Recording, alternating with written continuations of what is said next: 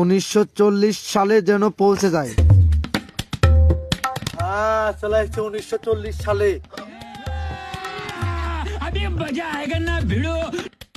দেখি তো আমার দাদার বাড়ির কি অবস্থা এখন।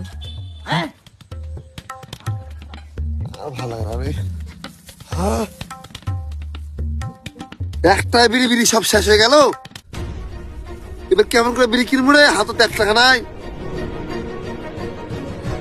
ও আমার জমি আছে, ভুলে গেছি, 3-4 বিঘা জমি বেচে দেবো।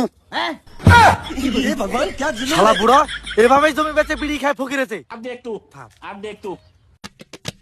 দাদা, এই কে তুই? আমি তোমার বেটার বেটা, মানে তোমার লাতি। এই নিশা নিশা করেছিস নাকি রে? আমার বেটা তখন বিয়ে হয়নি।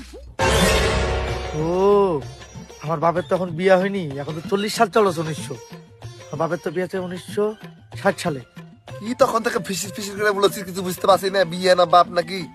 তো তোমার বেটার ডাক দাও তো। করে জিত বাইরে আয় তো। কি হচ্ছে? এই দেখতে দেখতে কে চিনিস না? কেটা তোর বেটা বললাছে। কে আইছে? হে, আমার বাপের দাড়ি মোচ কিছু নাই। হ্যাঁ, কে তুই? বাপ বলেছিস? আমি হচ্ছে টাইম মেশিন দিয়ে 1940 সাল পিছনে আইছি।